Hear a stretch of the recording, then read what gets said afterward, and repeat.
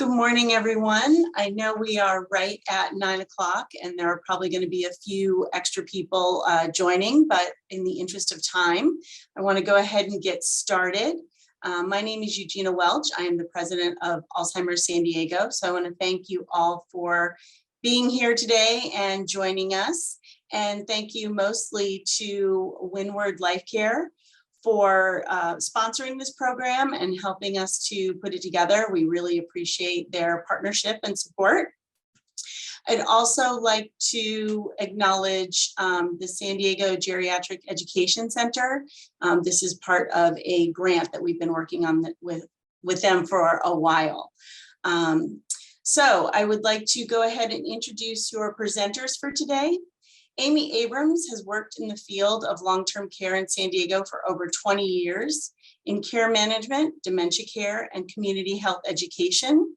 She holds a joint Master of Social Work and Master of Public Health from San Diego State University and certifications in care management and positive approach to care dementia training techniques. Amy is a passionate educator and vocal advocate for aging and disabled adults, and serves as the Director of Education for Alzheimer's San Diego, our local nonprofit organization whose mission is helping people affected by dementia, fighting stigma, and supporting research. And I am very happy to call Amy a coworker and colleague. So Susan Valoff is Vice President of Windward Life Care, a San Diego-based company providing in-home caregiving, private nursing and care management services for older and disabled adults. Susan, who has worked in healthcare and geriatrics for over 25 years as a rehabilitation hospital social worker, home care administrator, and certified aging life care manager. She holds a master's degree from the Crown Family School of Social Work at the University of Chicago. Susan is a licensed clinical social worker, a certified advanced social work case manager, and a certified dementia practitioner. So with all that expertise, I know today is going to be a great webinar, so I will turn it over to the professionals. Thank you, Eugenia. Hi, everybody. So glad you're here with us today. My name is Susan Valoff, and Amy and I thought we would start today just by sharing a little bit about why this topic is important to us. We have a professional connection to working with people with dementia, as you just heard about, but we also have a personal connection.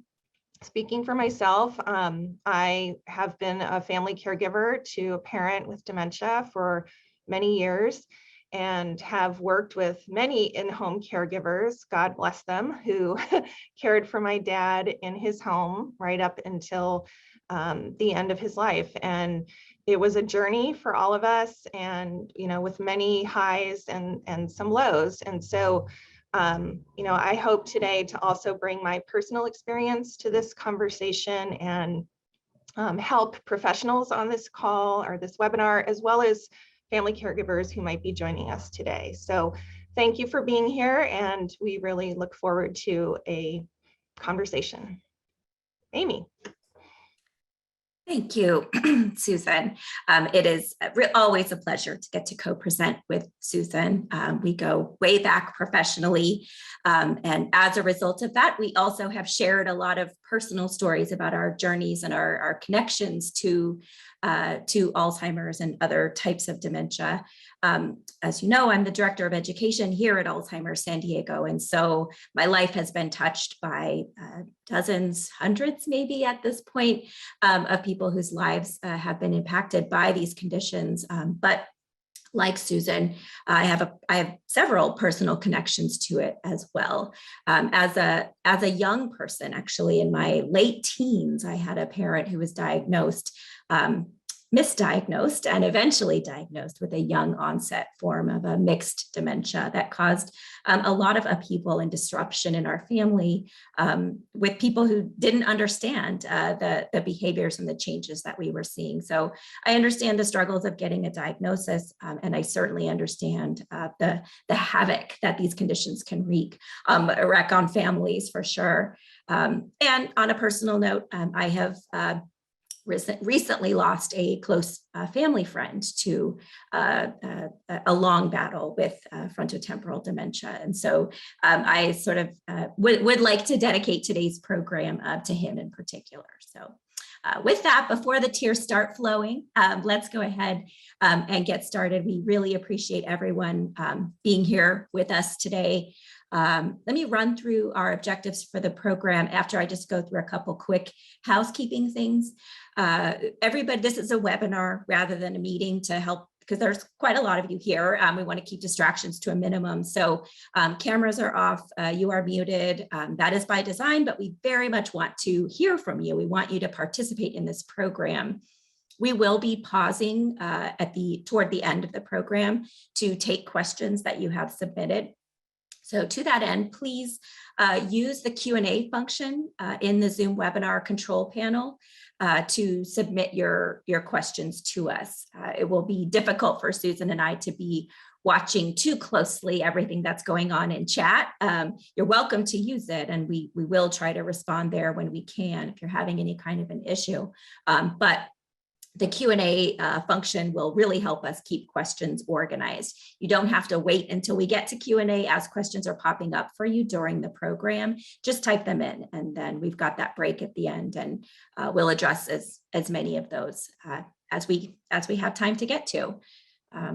We will be sending out in an email later today to all of you who attended a copy of these slides. So you don't have to write down everything that you see on screen. Feel free to if it's helpful to you, but we will send you a PDF with all of these slides.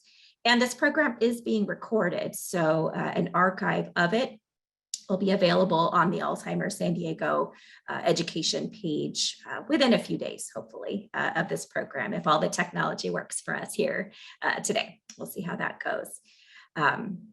So our objectives for this program are laid out for you here. We hope to, I'm going to talk briefly about when we talk about dementia-related behaviors, what exactly are we referring to? I won't spend a lot of time going into the ins and outs of Alzheimer's disease and related dementias, but we're going to focus primarily on the symptoms that they cause. We'll talk about the strategies, the best practices that are known for addressing agitation in particular, as this is the sort of highest risk behavior that we see when it comes to family and professional caregivers who are supporting someone with dementia who's living in the home. So we'll talk about those risks, ways to create safe and positive work environments for paid caregivers as well, of course, as for the person who's living with dementia and its symptoms. And then importantly, we will be talking about the professional partnerships that both Susan and I have found in our professional lives, but especially in our personal lives, how important it is to have those partnerships in supporting someone with a complex set of symptoms like those that accompany dementia. So a reminder, if you are a certified care manager, this program is approved for 1.5 contact hours through the National Academy of Certified Care Managers. So if you have not yet already requested a certificate, I'm actually going to put out in the chat right now while I'm talking. Sorry, I'm going to put out in the chat a link to. There you go. Sorry, I just saw I just got a note that you are not seeing our slides. I'm so sorry about that, everyone. Here we go. Are you seeing them now? Okay. Sorry about that. Well, all you missed was Susan's and my beautiful headshots. So, but you get to see our live faces instead. Thank you for letting me know. Okay. So in the chat just now, I have put in a link. If you are requesting CEs through the National Academy of Certified Care Managers, just fill out that quick form to give us your contact information and we'll get a certificate out to you shortly. Okay, I think that's all the housekeeping stuff, and I think we've worked out all of our we got our technical difficulties out of the way right off the bat. So, okay, so a brief introduction here to what we mean by dementia-related behaviors. And I know we have a lot of very experienced professionals in the audience. But I always like to make sure we're all using the same language, right? When I say dementia, I am not referring to any one particular medical condition. I am referring to a cluster of symptoms, often described as a syndrome, that are caused by an underlying medical condition. So that medical condition is often, in fact, usually Alzheimer's disease, but there are dozens of different medical conditions that we refer to under this umbrella terminology of dementia. You may also hear the phrase major neurocognitive disorder. This is the current terminology as is used in the current DSM.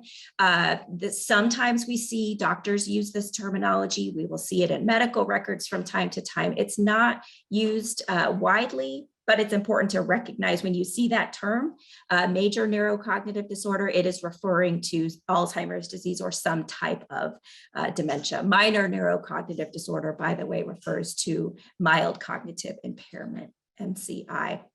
So dementia is not one specific thing. It's this broad set of symptoms, a syndrome caused by something else. It causes structural and chemical changes in the brain. So if it's the Alzheimer's type of dementia, what we are seeing are the accumulations of two different types of protein that interfere with the structures of the brain, right? Plaques that develop in between the neurons and make the brain cells less effective at communicating with each other, tangles, neurofibrillary tangles that cause brain cells to die.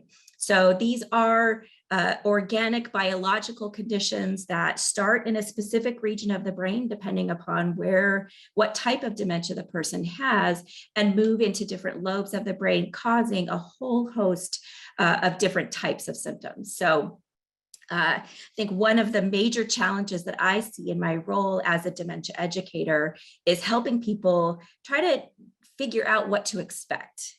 We have a new diagnosis of Alzheimer's disease. What is that going to look like? It's very, very difficult for a doctor, a neurologist, or professionals like us to be able to predict for people, here's the length of time that this disease might, over which this disease might progress. Here are the different types of symptoms that you're going to see. There's really no way for someone to predict that. The brains are so wildly diverse, right? They're all so different. The diseases spread in different ways. And by the way, each disease has its own cause, its own pathology. It spreads differently. It's caused by a different accumulation of a different kind of protein. So lots of different symptoms are possible. There are almost always memory-related symptoms, but not always. There are frequently sort of cognitive and thinking problems, right? Difficulty with processing information. There are often physical symptoms, changes in a person's visual field, for example. All of those changes are, each type of dementia is a little bit different. They're going to look different in every person, but behavioral changes to a person's personality are fairly universal. Nearly every type of dementia will produce changes in a person's behavior. So when we talk about dementia-related behaviors, I do kind of resist the terminology a little bit. It sounds very negative. And I just want to clarify, we're just talking about the way somebody acts, what they say or what they do, right? It's not necessarily negative. Sometimes behaviors and personalities change in very positive ways. People become easier to get along with, right? But that is not what we're here to discuss today. We're here to discuss behaviors that are challenging, right? And put people at risk, both the person living with dementia as well as their caregivers. So, okay, wait, did I There we go. So when I talk about behavior, remember, it is just an out of character response, out of character for that individual person. It is a response to stimulus of some kind. This is a person who's responding to something or someone in their environment. Frequently, it's a someone and not a something. It's a response to a stimulus, and it is an attempt to communicate something, right? Whether or not the person is concretely aware that they are communicating a need through their behavior, it's important that we try to understand behavior as a form of communication when we're sort of observing what's happening. So just some examples. We're going to give you a case example, and we'll talk about more examples as we go along. But just to clarify what we're talking about, the most common dementia-related behaviors that we see people who are caring for someone with dementia at home being challenged by are here on the screen for you. So agitation, aggression, this can be verbal or it can be physical. Sundowning refers to a ramping up of confusion, disorientation, agitation, and other types of behaviors that happens in the late afternoon, early evening hours in many people with dementia. And it does tend to sort of wane again after the sun goes down and it gets closer, it becomes nighttime. Sundowning is a common symptom that we'll see, a common behavior that we'll see in the middle stages of dementia in particular, but it can happen at any time, as can all of these. Hallucinations, delusions, suspicious or paranoid behavior, among the most challenging, I think, for caregivers to respond to, because unlike others, you don't necessarily see or understand what that person is seeing or understanding, right? How they're interpreting their environment. It can be very difficult to give a helpful response when you don't know the source of what's making the person feel paranoid, or the source of their delusion, or visual or auditory hallucination. Disinhibition, a major challenge for professional caregivers in particular, I would say. People who just sort of make inappropriate comments, make inappropriate or unsafe gestures, physical movements toward other people. Sleep disturbance, very, very common in nearly every type of dementia. That can be sleeping too much. It can be sleeping too little, but usually it just means overall disturbance, right? You go down to sleep at night and just don't stay asleep, waking up confused, disoriented about what time of day it is, or what the person needs to be doing in that moment.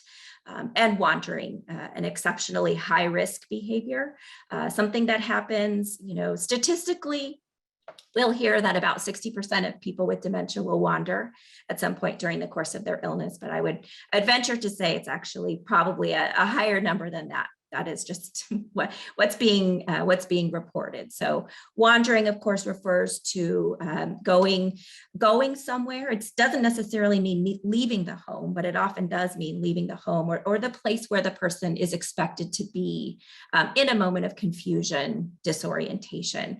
And often wandering is the result of just, again, as with many of these behaviors, just the person is uncomfortable and trying to get away from some type of stimulus that is making them feel confused or agitated. Before we get into agitation, just a note about client capacity. This is a sticky and tricky, very difficult area for people to navigate, especially in the early and middle stages of the disease, where it's just very gray. We frequently tell our folks that we serve here at Alzheimer's San Diego, it's very important that people recognize a diagnosis of dementia does not mean, okay, we've got this on the books, it's in your record now, you've lost decision-making capacity. Decision-making capacity just depends on, where the person is in their disease process, how much insight they have, how much ability they have to make an informed decision. And the decision just depends on the ability to make that decision, depends on the type of decision that needs to be made. Right, different types of legal contracts have a higher threshold than making a decision about what you want to wear that day, right? So Decision-making capacity is always in flux until somebody reaches a point perhaps where they may be conserved, for example, where decision-making is actually legally transferred to another person. But for the most part, the space most of us navigate in is a little more gray and confusing. So a couple of things I want to say about that. First, just to acknowledge this condition that is called anosognosia, and hopefully you can see that word on the screen. It's a kind of a beautiful word, I think. Anosognosia comes from the ancient Greek for without disease knowledge, and most people with dementia, even in the early stages, it's about 50% or so, have this condition wherein the person does not have any insight into their own disability. This explains so much about the challenges that we face in trying to get people with dementia connected to diagnostic resources, to support, to accepting the in-home care that our professional teams are providing. If they don't know that anything has changed with them, they're not remembering what they don't remember, it's very difficult to I see a lot of people trying to convince someone with dementia that they need to accept this help. And that's a very challenging situation when their brain does not allow them to see the deficits that they're experiencing, right? So they don't know why these people are here in my home trying to help me. I'm doing fine. I don't need this. Another challenge when it comes to supporting a person with these behavioral changes, these behavioral symptoms that we're talking about, is that when there is damage in the frontal lobe of the brain, this is kind of somebody once described it to me as the governor of the brain. And I like that terminology a lot. It's the part of the brain that allows you to regulate your emotions, right? You've had a very stressful moment earlier this morning, but you need to sort of focus and be present right now. It's the frontal lobe of your brain that allows you to sort of regulate. I have all this other stuff going on in the background of my life, of my mind, in my emotional life, but right now I need to focus and get something done. A person with dementia really struggles to do that. They sort of live and experience every emotion as it comes when there's damage in that part of their brain. And this creates a lot of challenges for our professional caregivers who are, trying to sort of be present and follow the person where they are. So remember, capacity fluctuates over time. We don't want to just make blanket assumptions about where a person is at any given moment.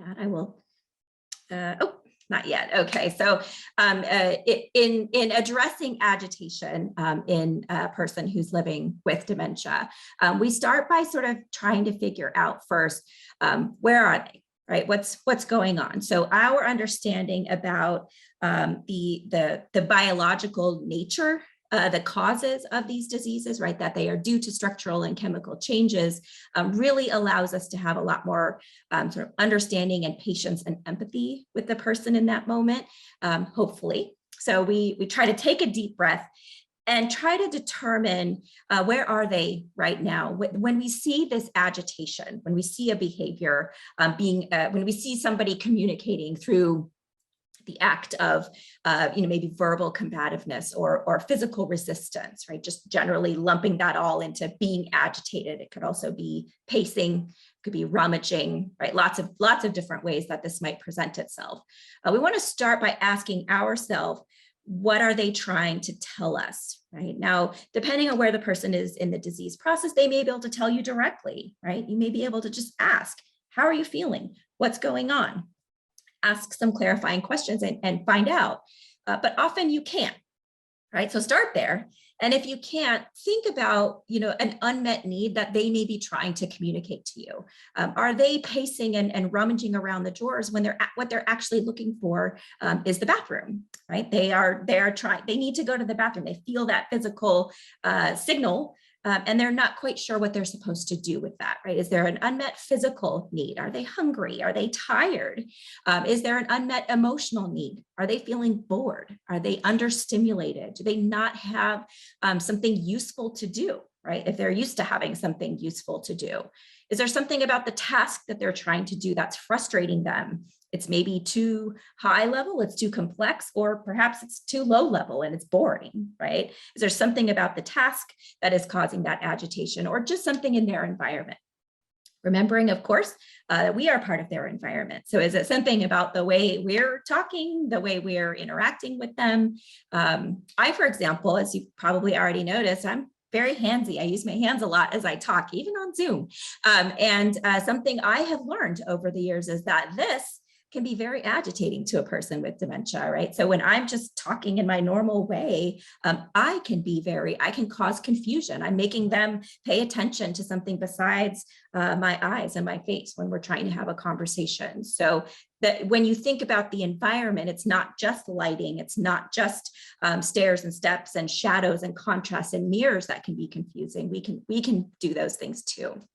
So very briefly, the ways that we communicate are critically important.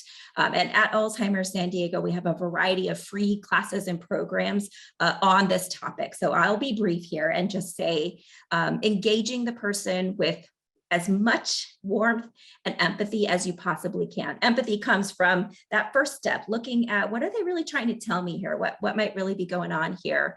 And then validating their experience. If they seem scared, not trying to tell them there's nothing to worry about. There's no one there in the next room, right? Instead saying, yeah, I can see that you're scared and I'm here to help.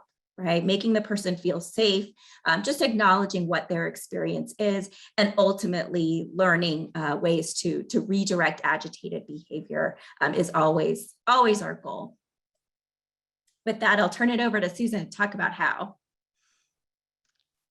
Amy mentioned a few minutes ago boredom, and I think this is such a critical point that we want to convey today, is that once you've ruled out causes in the last slide, that potential causes for behavior such as pain or being tired or hungry, and then environmental causes, is it too loud in here? Is it too hot? Is there something that we can change in the environment? We also really have to think about, are we offering this person the ability to engage in activity that is meaningful and interesting to them? So often in my world, which is, I've worked in the world of in-home care for about 20 years, this is kind of one of the key points that we train our staff on, which is that having a proactive plan for engaging a client with dementia in activity is critical for the whole enterprise to go successfully. So we really want to go into a situation with a client. I'm going to say client because that's the terminology we use in home care. We want to understand this person, and that's part of the reason we do an assessment up front, is to really understand, what did this person do for a living? What were their hobbies? What have their passions been throughout their life? And talking to the people closest to the client to understand, what do they enjoy? What we often say, what gives that person a reason to get up in the morning? And we need to understand these things so that we can design a daily schedule that includes purposeful activity. And for some people, that may be homemaking kinds of activities. For example, you'll often hear the suggestion that you have somebody fold laundry or sort socks. For some people, if that's been, a part of their life that has been meaningful and provided a sense of accomplishment, sort of those homemaking tasks, that might be appropriate. But for other people, we've worked with clients who were neurosurgeons, who have been astrophysicists, who have been professional athletes. That kind of activity may be completely inappropriate for someone else who has a different background and different interests. So it's really important to understand what is important, what gives purpose to this client's life, but also in what stage are they with their dementia, and what is possible for them to engage in given their executive function abilities. So in other words, we don't want to set up a task that's going to be frustrating for that person because it's basically impossible for them to do it at the point where they are with their dementia.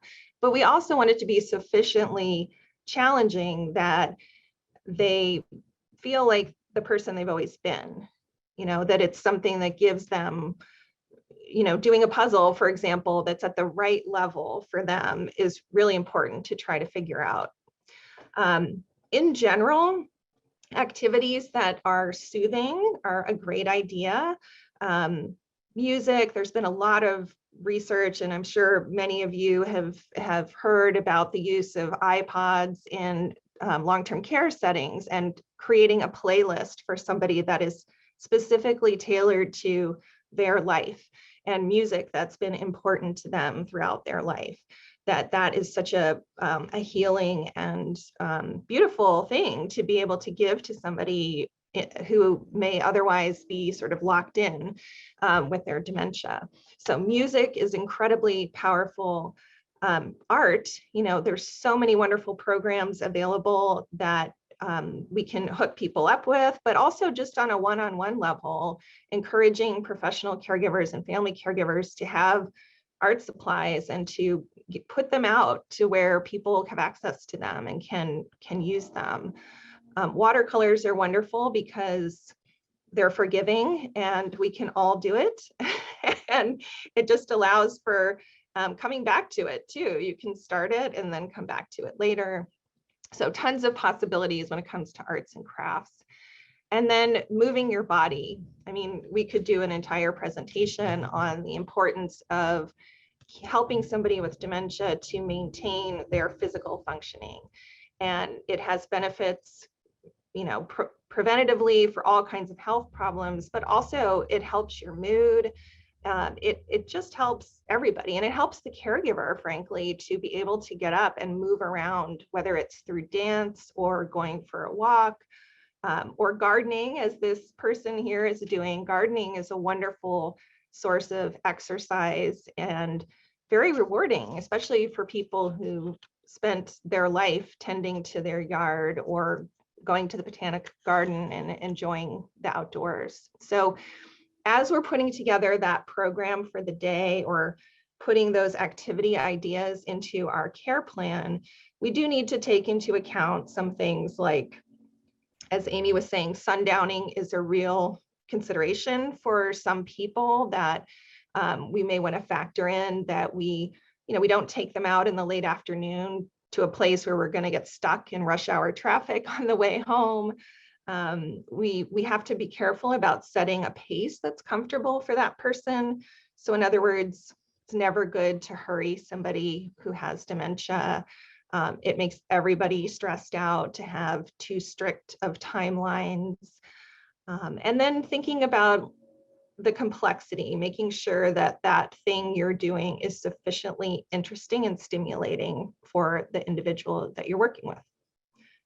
And one thing I will say, and this is going to come up later in our case study, is television is not an activity. So I think everyone on this call knows that, but it is such a common complaint that we hear when people call us and maybe they've worked with another agency, or they have a loved one who all they want to do is sit in front of the TV. We really want to try to get away from the TV as much as possible, because it can, while there is some good, there are some good things happening on the TV as far as, arts programs, and I'm not going to bash TV entirely because I happen to love TV myself, but it is not the main source of activity that we want our folks to be engaging in. So more on that later. Back to you, Amy. Thank you. Yeah, and I agree. TV is disruptive to sleep, and it just sort of creates this cycle. There are some wonderful alternatives, and hopefully we can share some of those with you here today. So very important, as you can see, hopefully just from the little bit that you've already heard from Susan, right? And you're going to hear lots more from Susan. You can see how important it is to have an expert kind of guiding you through this process, not just trying to figure this out on your own. It's really important to identify some partners early on in this journey, whether you're a family caregiver, whether you're a professional, we all benefit from collaboration. So Look to family supports, look to other members of the person's natural, what we call their natural support system, their friends, their neighbors, the people they belong to book club with, their former church or other religious connections. Find members of their support system who might have some knowledge about this person, a connection to them, some rapport that you can use, right, to help you in a moment of frustration, or if you're in need of some creative suggestions about some of these ideas and activities that might be soothing and stimulating for the person.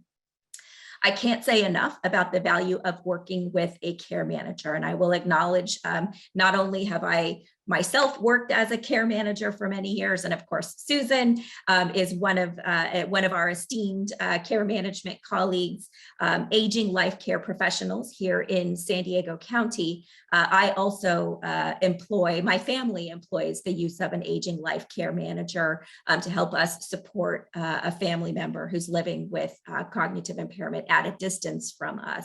I can't say enough about the benefit of finding a partner like this to provide, if it's just a short-term consultation, help you do some care planning and help get you on the right track, give you some ideas, connect you to resources, or you can engage them on an ongoing basis to support you in monitoring in-home care or a transition into residential care, for example, providing that ongoing support. Of course, dementia care professionals, myself and our team here at Alzheimer's San Diego, we want to be a partner in your care for somebody who is living with dementia in the home. If you are supporting someone as a professional caregiver, or again, as a family member, we're here to answer questions, to help you do one-on-one problem solving around your specific situation, right? Here's what's going on. When I tried this, here's what happened. What should I try next? Right? Remember the value of just sort of learning about these diseases, learning these communication techniques and these redirection techniques, but also in real time, reaching out for a professional to support you and give you individual advice. And finally, we don't want to overlook the value of the medical community, right? Certainly, primary care doctors should ideally be a part of your team, a key part of your partnership in supporting a person who's living with dementia. That is not always the case, right? A primary care physician may not be readily available. They may not be well versed in Alzheimer's or other types of dementia. You may need other types of specialists like neurologists, psychiatrists, of great benefit in making those important adjustments to medications, for example. Pharmacists, we are huge advocates of talking to your pharmacist and getting your pharmacist to talk to your doctor whenever possible, asking questions about medications that might be contributing to some of these behavioral conditions. So there's also research opportunities. There are so many sort of avenues for finding medical healthcare related support out there in the community. So don't hesitate to reach out for that support when you need it. So the concerns of caregivers, I've been talking about these different groups, right? There's family caregivers when it comes to managing dementia-related behaviors.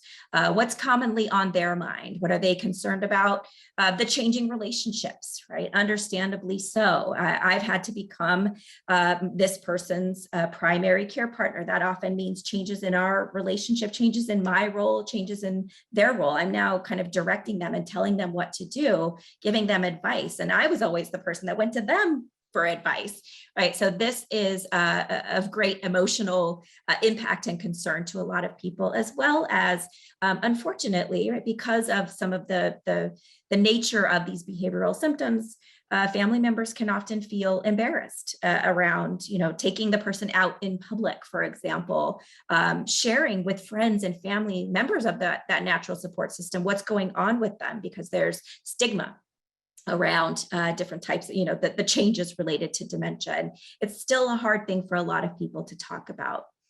Professional concerns, and Susan's going to really dig in on this very important topic here next. Professionals are concerned about keeping their employees safe, understandably so. These conditions, these circumstances create a great deal of risk, not only to the person living with dementia in the case of wandering or household injuries, but to the professional caregivers who are trying to support them. So safety and injury prevention is of key importance to professionals, as is, of course, monitoring your amount of risk, your amount of professional liability for what's going on there. How responsible is the agency, the professional caregiver themselves for what's going on there? Kind of managing those risks is essential. A company, an agency will not be available to support future clients who are affected by these conditions if they are bankrupted by some type of unmanaged risk. So these are real concerns, and we want everyone to be aware of that. But at the center, where these overlap in the diagram here, we hope everybody, family caregivers and professionals alike, are focused, their primary concerns are for the safety, the well-being, and the happiness of the client, the person who is living with dementia. We have an example that I'm going to walk you through in just a moment. And this is a composite of different scenarios that I've heard about or been involved in over the years. And just to kind of recap, my experience has been working in the professional in-home caregiving world for the last 20 years. And I've always worked for organizations that have combined geriatric care management with in-home caregiving. So it's a model that I believe in greatly, which I hope to illustrate here is just the complexity of caring safely and well for people living with dementia in their own homes. It is not an easy job, and kudos to all of you on this call who have undertaken this role, either as a direct caregiver or overseeing a care team in the home of a client or a loved one. You know that it is complicated. And, not only are we dealing with behaviors that can be quite challenging for people to manage, especially people who haven't received proper training, but also there's so many what we might call countertransference issues. So in other words, what is that caregiver feeling in that moment when they are experiencing a behavior from a client? And what do they do with that, those feelings and those thoughts that they're having? So let's talk about this scenario here. Of course, all names are coincidental and changed and not real. But we have a scenario here where we have a newer caregiver to the field. We'll call her Jane. She has been assigned to work with Mrs. K. And unfortunately, for whatever reason, she really hasn't received a lot of background or training on what to expect, or frankly, on dementia in general. So Jane arrives at the home. She's on time, which is great, but Mrs. K, our client, her daughter who lives with her, is in a time crunch. She needs to get to an appointment. So she, leaves a list of instructions and basically rushes out the door. So Mrs. K is watching her morning news program. So Jane joins her and they watch some TV together for a couple of hours. And Mrs. K is kind of dozing on and off. But she wakes up at a certain point and starts wondering where her car keys are. Now, Mrs. K is not driving these days. Her doctor has indicated it's unsafe, but she doesn't recall that. So she begins a search for her car keys. Jane isn't quite sure what to do. So she says to Mrs. K, well, I was told you're not allowed to drive because you have dementia. So let's just find another program to watch on TV. Mrs. K isn't having it. She becomes angry, hearing that, what? I'm not allowed to drive. She becomes even more agitated hearing that. She starts pulling open drawers and pulling things out, looking for her keys. Jane figures, well, now I really have to do something about this. So she tries to stop Mrs. K from pulling items out of the kitchen drawers. This enrages Mrs. K, who then hits Jane in the face. When Mrs. K's daughter comes home, Mrs. K is still yelling at Jane, threatening to call the police to get her out of the house. Jane's crying, her nose is bleeding. She leaves. Jane contacts her agency. They have a workers' compensation claim filed, and Jane is really not sure she wants to continue down this career path of being a professional caregiver. Okay, so there's a lot here, right? But I just want to highlight a few things. One is that the TV thing. So you saw that coming, right? That's just the first red flag, is that there's just way too much TV going on in this scenario. And the other thing is Jane is walking into a powder keg, really, and doesn't know it. And so this is something that we really want to talk about today, is the tremendous importance of training and preparation for professional caregivers who are going to be working with individuals with dementia. So I'm going to touch on some of the other components of this scenario as we go forward.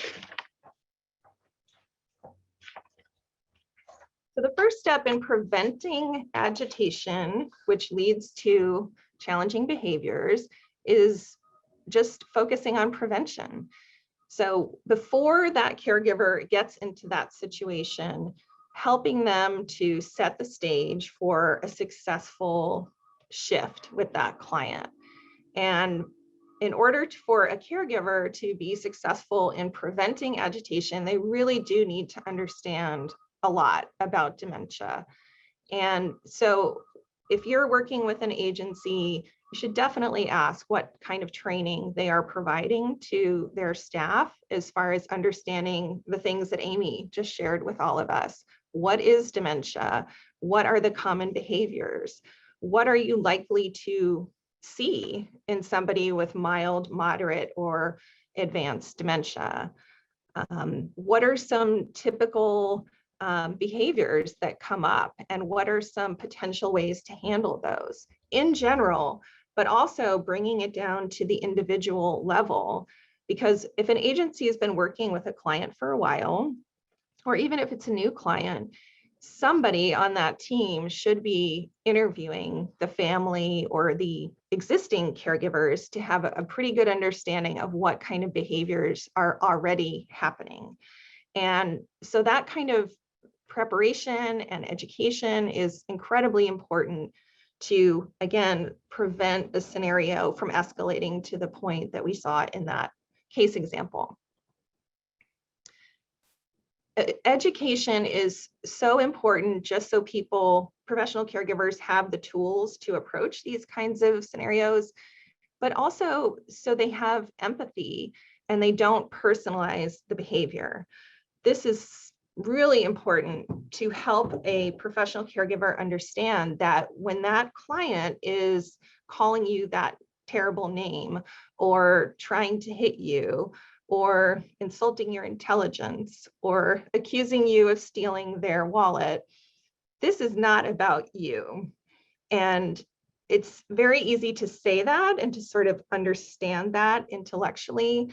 It is a whole other thing when you're in that situation and your emotions just come to the fore.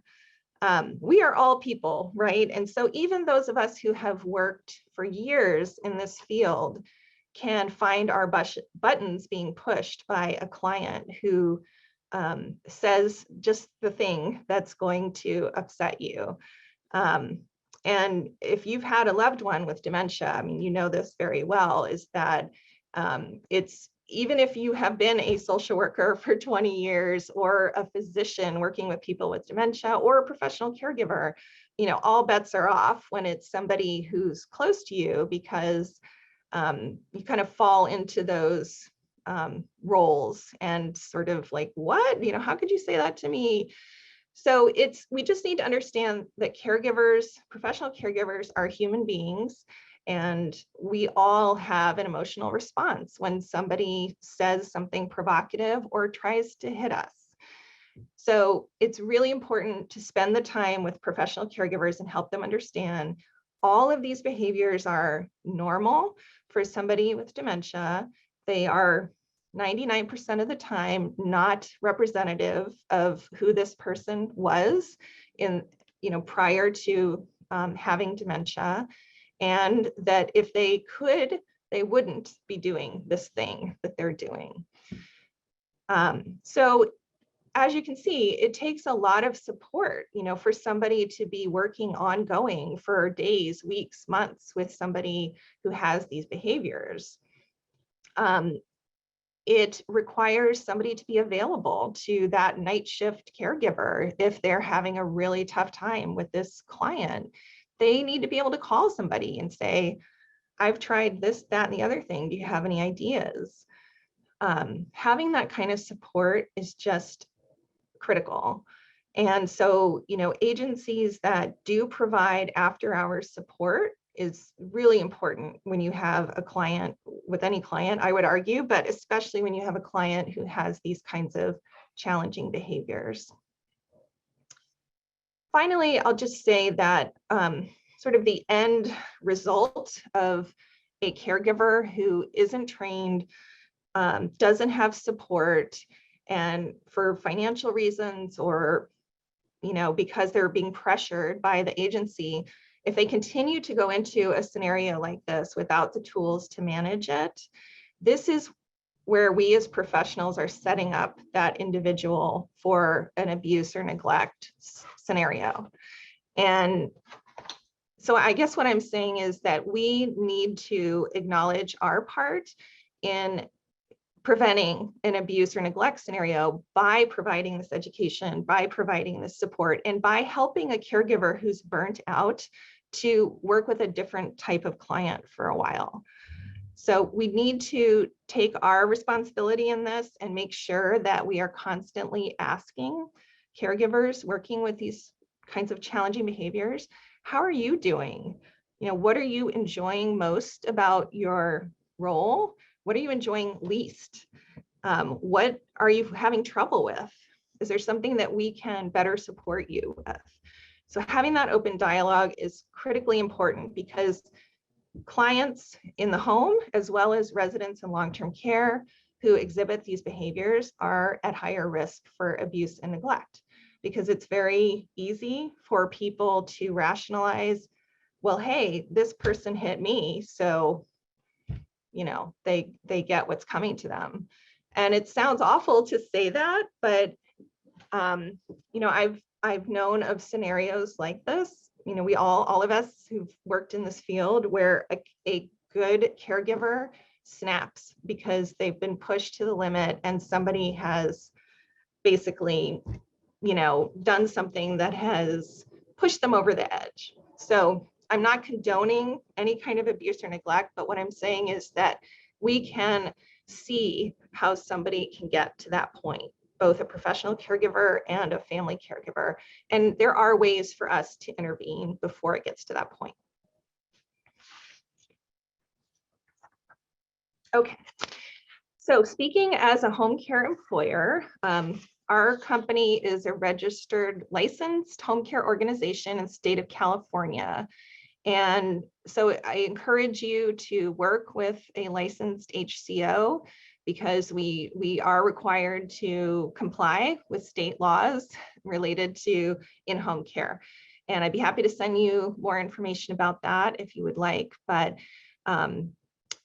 people do hire private duty caregivers or sometimes unlicensed agencies.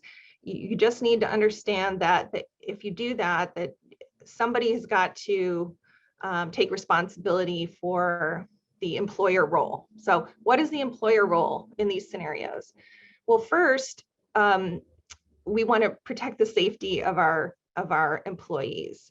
And so we need to, I'm sort of skipping to number 2 here, but we need to take prompt and appropriate corrective action if that employee is in an environment where there is harassment.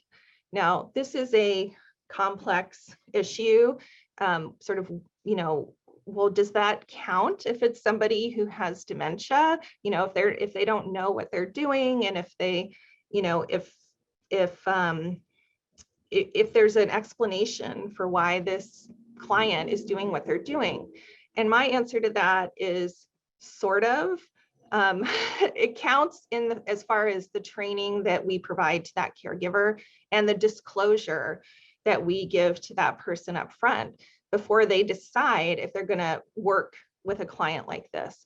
But when it comes to a work environment, if an employee feels that they are being intimidated, or they're in a hostile work environment, or they are being verbally or physically abused, we still have to handle that as an employer as a workplace safety issue for that employee.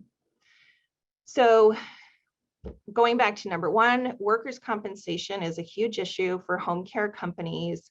The cost of workers' comp insurance, frankly, bankrupts, many agencies, if they have multiple incidents, they just simply cannot pay their premiums anymore because the cost of the insurance is so high. So there's a direct correlation, of course, between what you pay for that insurance to the number and length of the incidents that occur, the claims that you that they have to pay out. And there's also a component of discrimination in these situations. So, for example, if a client or someone living with them is saying things that are, racist, or that they're insulting to that person as far as an age protected class issues. So age, race, religion, sex, gender identity. There's all kinds of issues here that as an employer, we need to be very mindful of, that we don't want our employees to be in a situation where they feel like they're being treated unfairly, harassed, or discriminated against based on these protected characteristics. Next slide.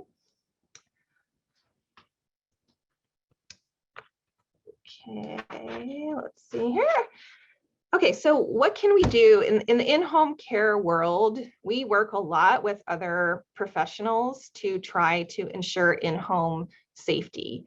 And some of you may be on this call, in fact. So aging life care managers, as Amy said, just a wonderful resource for families and for home care agencies and for other professionals to be able to do an assessment, figure out what is problematic with a particular client situation, what's going well, build on the strengths, create a plan for safety, create a proactive activity plan, and then do training with the caregivers so that everybody is set up for success. I mentioned the value of working with a licensed home care organization. Really want to underscore that. I hear a lot from professionals as well as families. Well, it just costs so much working with a licensed home care organization. It's incredibly expensive. And it's true. The cost of in-home care is high and it continues to rise. And, there's no question it is prohibitively expensive for many people, which is a huge problem this is my soapbox comment, but we really don't have a healthcare system that pays for custodial care other than a nursing home environment. So it is a societal issue that needs attention. But the reason that the cost is high is because there are so many overhead issues, including workers' comp insurance, training staff, recruiting well-trained and professional caregivers, and so on. We partner a lot with healthcare providers, as Amy said. I mean, a good geriatrician is worth their weight in gold. That's an internal medicine physician with specialized training in geriatrics. We work a lot with mobile physicians, many of whom have been trained in geriatrics specifically, home health agencies, hospice. We all partner around these issues of managing challenging behaviors. And, I would say in general, the approach should be trying all of the behavioral interventions that Amy has talked about. And then if those are not successful, or if the physician feels there's a psychosis at work here that will not respond to behavioral intervention, then you can talk about medication that might help that client to feel safe and more comfortable. And then there are law enforcement professionals that we can engage, the PERT team, psychiatric emergency response team, or the Alzheimer's response team. There's lots of tools, lots of community partners that we work with to ensure safety in the home. Providing full disclosure is extremely important. At our company, this is a conversation that we document for any client who has known behaviors. We read the same information to every single caregiver who we talk to about working with that client. And then we document, yes, they have agreed to this, or no, this isn't the case for them. So it's very upfront, and they can make an informed decision about whether they are willing to accept the risk of working in this environment. And then, of course, we provide all the training and the support and the education, everything to help that person be successful. And then, just as I said, there are things that can be done from a medical standpoint to help clients who are extremely agitated. And that's where, the care manager can really help the decision maker, whether that's a professional or a family member, to weigh the different options and then decide on a course of action.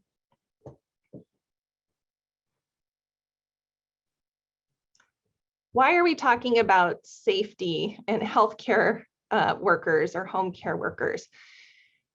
Sadly, the incidence of workplace violence for healthcare workers is rising. I'm sure you've seen this in the news, but especially during COVID, there are just more and more anecdotal reports of, especially in hospital settings, but really all healthcare workers are taking the brunt of sort of the community's frustration with masking, with government, mandates as far as immunization, with visitation policies is a huge one, because, it's just terrible that people aren't able to be with their loved ones in the hospital.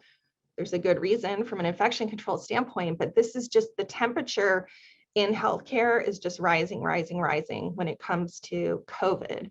But you can lay that against a backdrop of increasing violence in the workplace even before COVID. So there's a statistic here from the US Bureau of Labor Statistics that healthcare and social service workers experience the highest rates of injury caused by workplace violence. So of all workers, the healthcare and social service workers are the most at risk, 5 times greater than workers overall. Which is pretty sobering that somebody who's dedicating their life to helping other people, either with health or mental health challenges, is essentially putting their own life and well-being on the line in order to do that. So that's why, as employers, we have to be focused on these issues. If we're going to attract, if we're going to retain quality employees to serve these vulnerable adults that we work with. The federal government has issued some guidelines through OSHA on how to create a safe workplace, which you can Google. It's probably about an 18-page booklet that's pretty handy. It does cover, sort of all kinds of workplace violence issues, everything from active shooter to domestic disputes that come into the workplace. There's all kinds of scenarios that happen, but a lot of the guidelines are just around training and prevention and having a plan and revisiting the plan. And then in California, there's actually a law that that we need to follow as employers as far as violence prevention in healthcare. And there is a federal law that has been, or a bill that's been passed by the House that's awaiting passage in the Senate, or to again create some federal laws around workplace safety in healthcare. Next slide. Oh, thank you.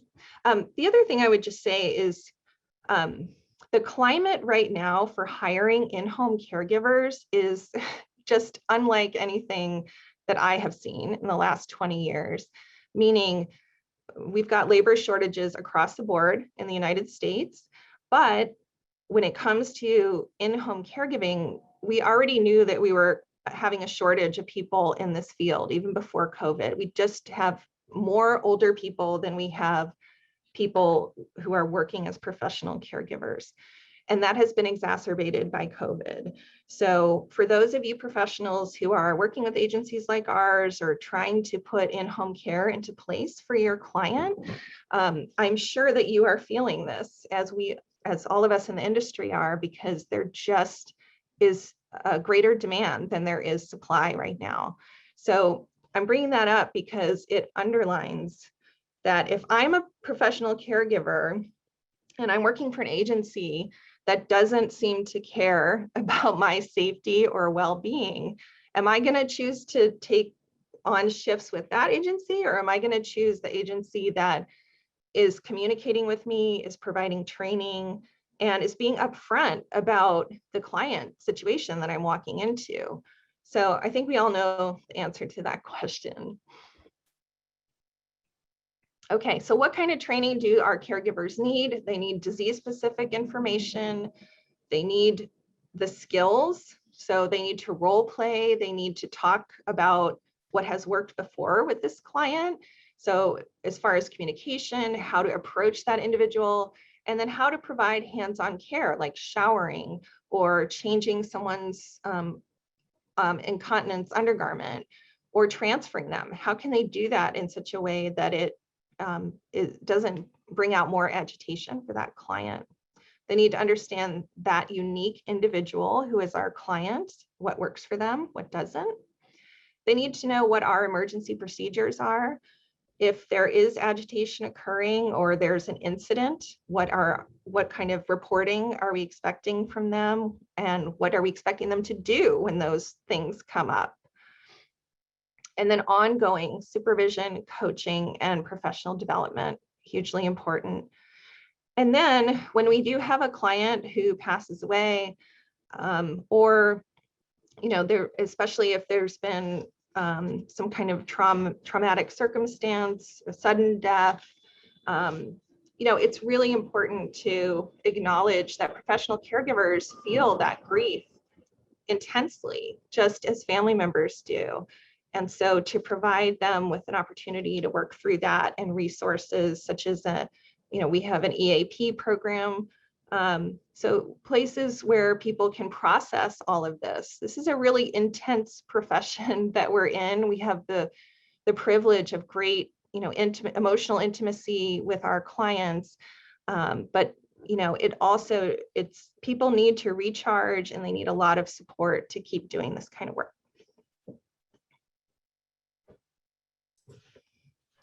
All beautifully said. Thank you, Susan. And so true. And so too do family caregivers need support around this. I think one of the things we like to try to emphasize in our education programs and our support programs at Alzheimer's San Diego is how critical it is when you're supporting a person who's living with dementia, whether they're in the home setting or they're living in residential care. Quality care to a person who has these symptoms also has to involve supporting the people around them, right? There's like a three-legged stool, if you will. And if we don't take care of the supports, right, the whole thing crashes down. So this is what we exist for here at Alzheimer's San Diego. And I want to acknowledge we are one of many terrific local nonprofits here in San Diego County that exist to support family caregivers related to dementia or not. The Southern Caregiver Resource Center, the Glenner Alzheimer's Family Centers, and of course, I hope you will consider us a part of your support system as well. So what is it that family caregivers need?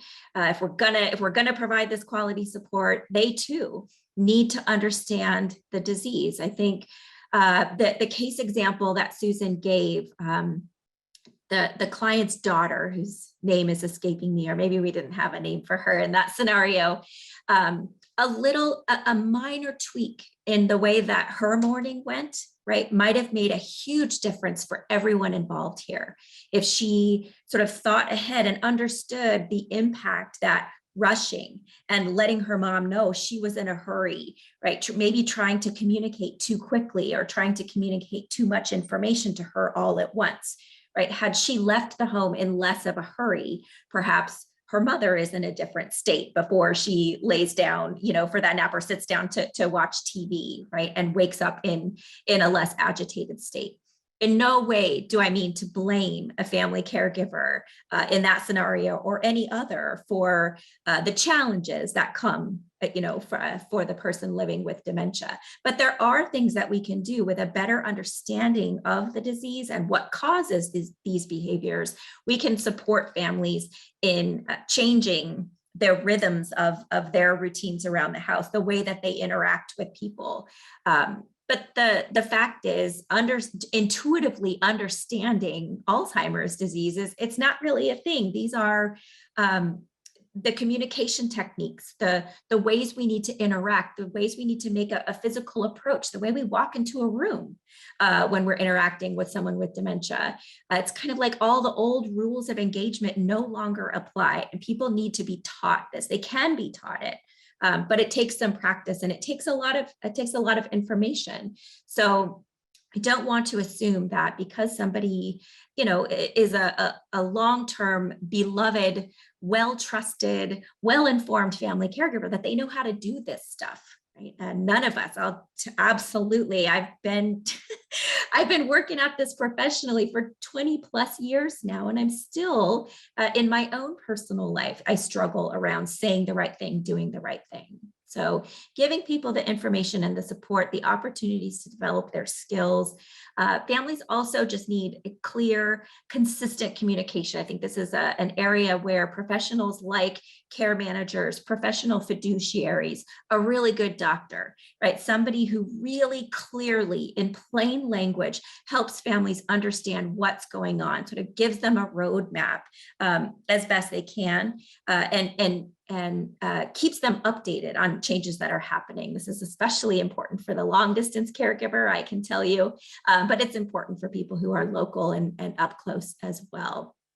For all of the reasons we've been describing, psychosocial support is essentially important to family caregivers.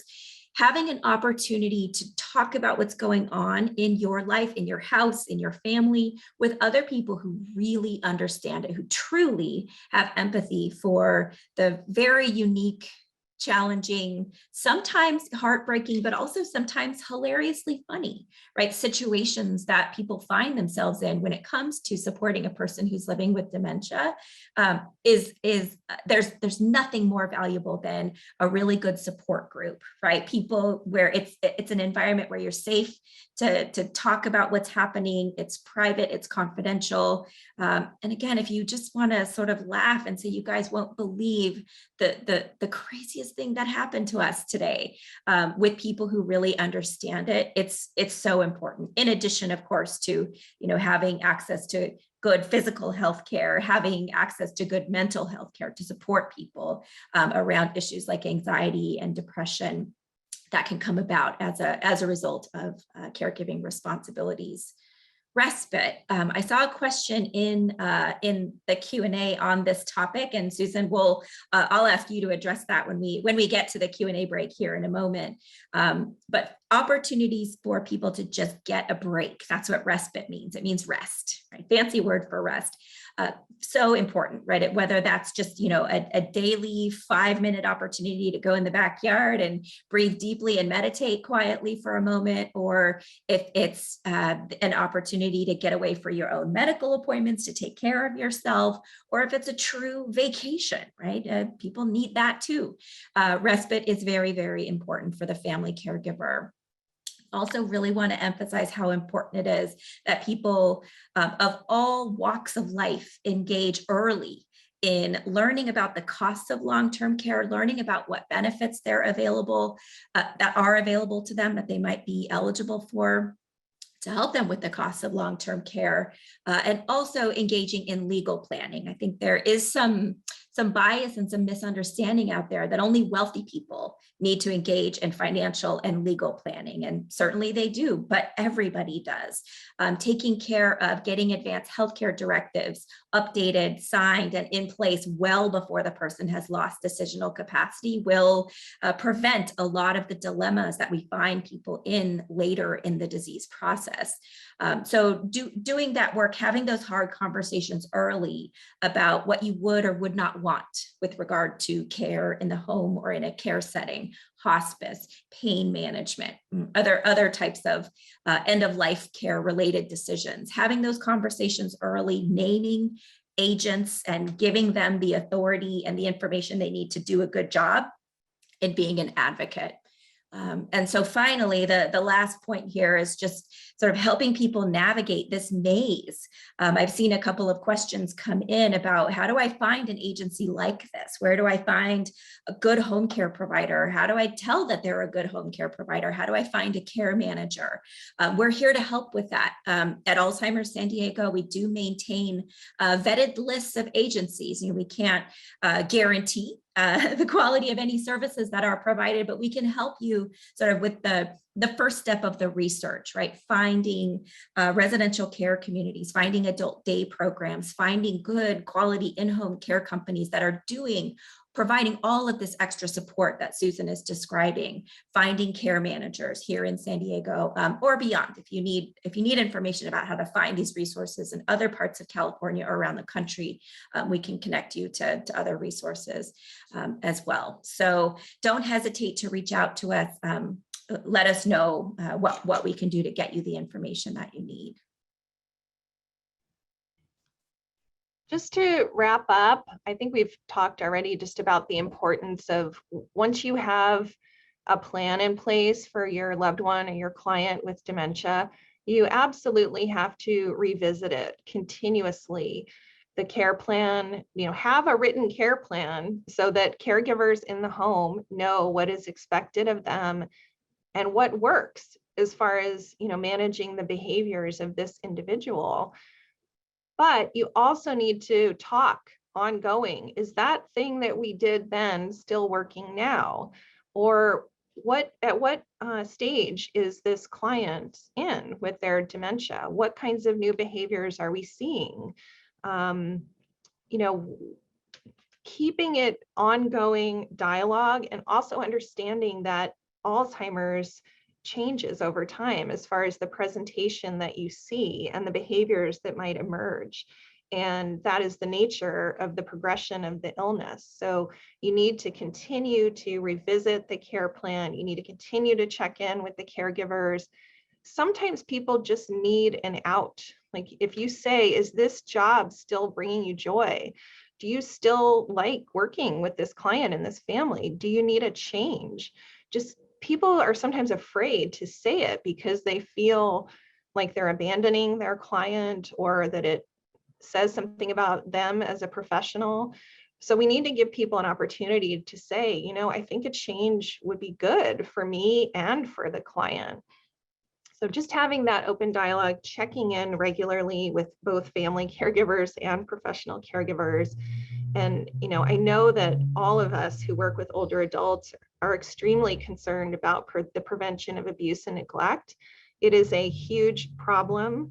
There are many presentations where you can learn a lot more about that. And I encourage you to attend them because caregiver burnout is just an absolutely critical thing to evaluate when you're trying to prevent abuse and neglect.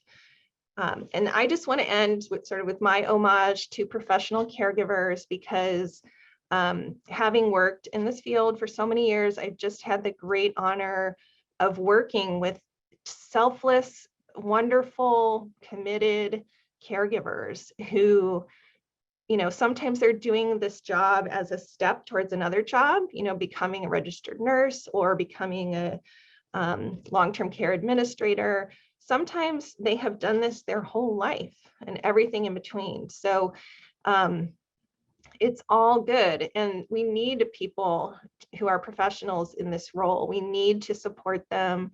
We need to create career paths for people who do this work. And just as a society, recognize the strain involved and the importance of it, and just provide the training and support that people need to be successful, because older adults, people living with dementia are just so precious to all of us. So we need to set up these situations for success for everyone. So thank you so much. I think we're going to be doing some questions now.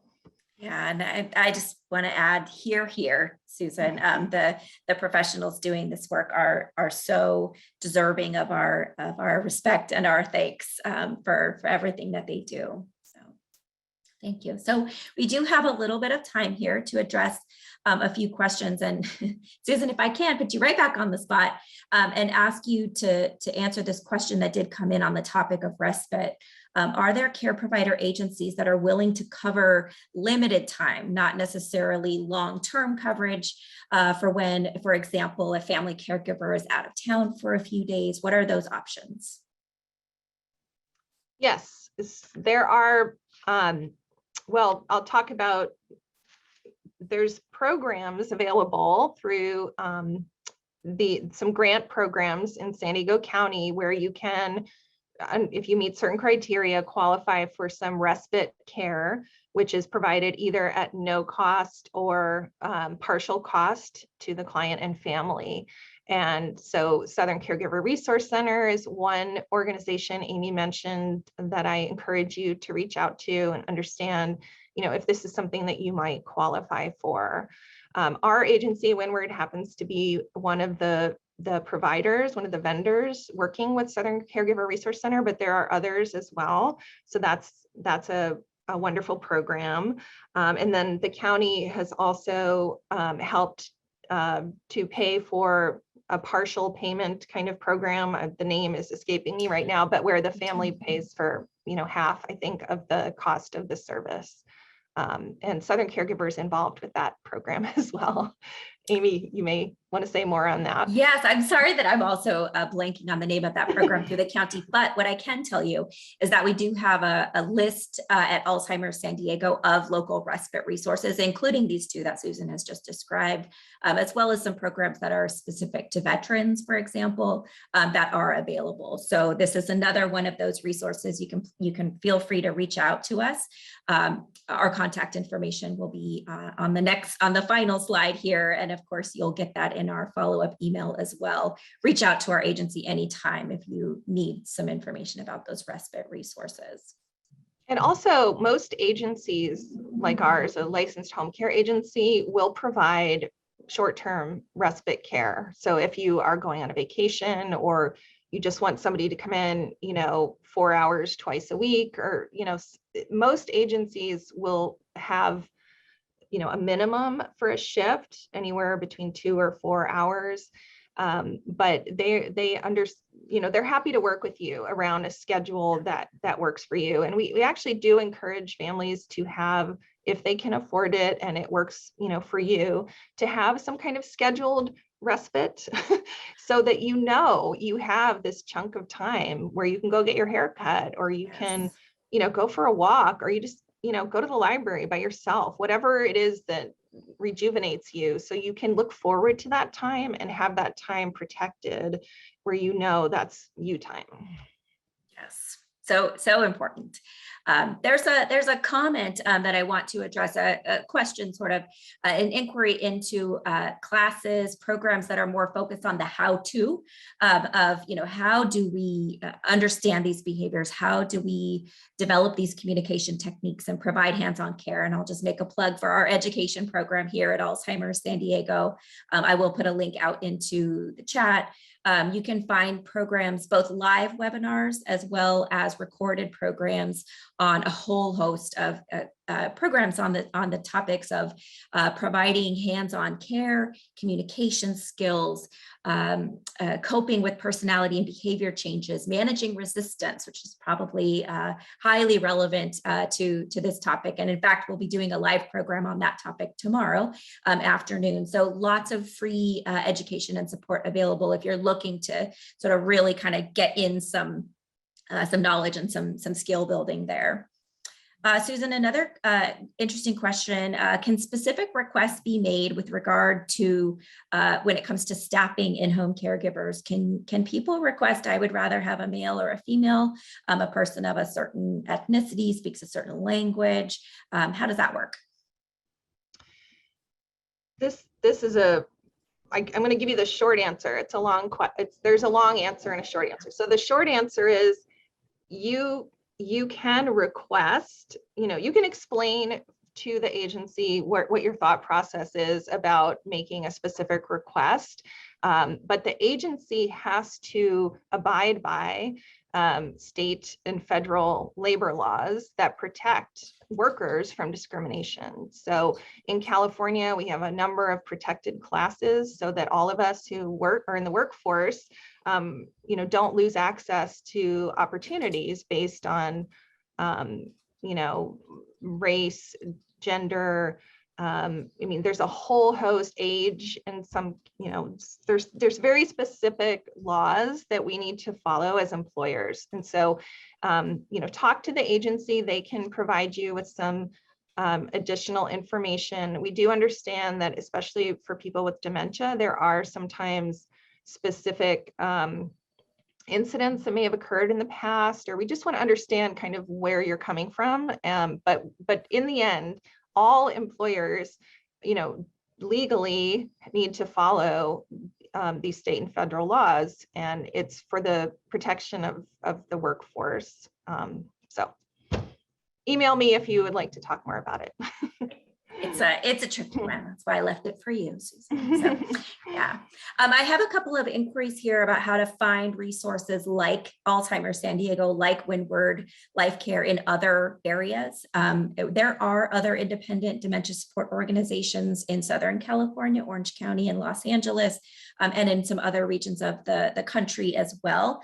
I'll just ask if you need a referral to a specific resource, you can just contact us directly through, and we'll be happy to provide that. But do know that resources like ours are available everywhere, for sure. There is a good question here, a scenario that someone has presented, a patient who started a behavior that they refer to as a tantrum. So right on topic here. When we're in the middle of doing something, he gets stiff, grabs onto something and won't let go.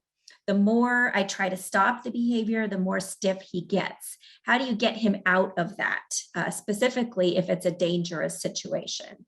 I appreciate that last comment there, because that's where I would have started. If you didn't include that sentence, if it's a person who's becoming stiff and hanging on to something, if they're not harming themselves or another person, always the first question is this something we need to fix? But if it is, right, the person is potentially at harm to themselves or to their caregiver or to another person, certainly it needs to be addressed. So Susan, I welcome you to jump in here. I would start by saying, looking for the unmet need that is that might be being expressed here. Look at the circumstances under which this happens. Try to think back or watch for the next time it happens. What time of day is it? What room does this happen in? What places?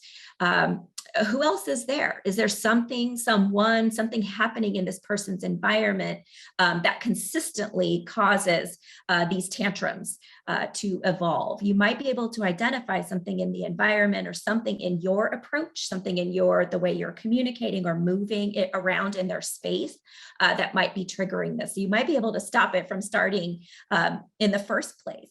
I would also say, getting into a power struggle in that moment is not likely to be effective. So trying some of those validation techniques, there's no harm. I think sometimes we feel scared to acknowledge when somebody is upset, and there's no harm in saying, I can see that you're really upset. I'm really sorry about this, right? Or just apologizing. Maybe you don't even know what you're apologizing for, but it's a very powerful technique to just say, I'm so sorry about this, or I'm sorry I did that, or whatever it might be. It often can really diffuse the situation, and it's especially helpful when you don't know what it is that upset them so much. Susan, is there anything you would add there? Well, my mind is trying to imagine what this person's grabbing onto, but I'm thinking of a sharp object, right? Just setting the environment up for success. So removing anything from the environment that could be potentially harmful. And I know that's easier said than done, but putting away knives, scissors, things like that. And then another thing that sometimes works for us is to substitute, to offer something else that has a pleasant texture or that is okay to grab and feels good in your hand, like putty or, a soft scarf or stuffed animal, something that might feel equally good to that person or just be more appealing. And just sort of maybe you holding it and squeezing it and commenting on how lovely it is to hold. Sometimes the other person wants that more than what they have right now. Yeah, I like that advice a lot. Just thinking through the unmet need that they might be communicating. Are they in need of some kind of comfort, or are they feeling unsteady and they need some stability? If you can figure out what that is, then you'll be able to come up with you'll be better able to come up with a suitable substitute. Yeah. Okay, well, we are really at our time here. There is another question or two we didn't have time to get to. Again, here is our contact information. Please reach out to us at Alzheimer San Diego or directly to Windward Life Care for more information about the services that we provide, or to get answers to some of your sort of individual circumstance specific questions, to find a resource in another area. We'll be happy to help you with that. Don't hesitate. At Alzheimer San Diego, everything we offer is provided free of charge to the community because of partners like Windward Life Care and support from our community who make that possible for us. So if you've got a need for a resource, information, or just you need to talk to somebody at the end of a long day or the start of what is going to be a long day, we are here to help. Please reach out and let us know.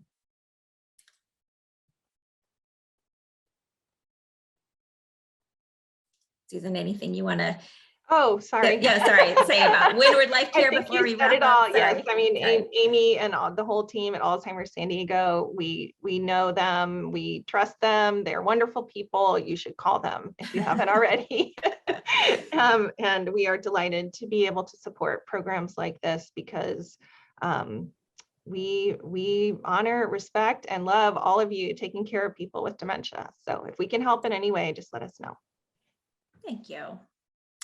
All right, well, when this program ends, you are going to be directed to a short survey. We would really appreciate your taking just a moment. It's anonymous. We'd love your feedback on the program. We'd love to hear about other topics you're interested in learning about. And again, we will provide our contact information as well as a copy of these slides in a follow-up email that will go out to everybody shortly here. So if you have questions or are in need of more support, we're here to help. So we hope everyone has an enjoyable afternoon or evening, depending on where you are in the country. I understand there's some folks from outside of San Diego County here, and we're happy to have you. So our thanks. Thank you, Susan. Your expertise is always so appreciated, always a pleasure. And we will sign off.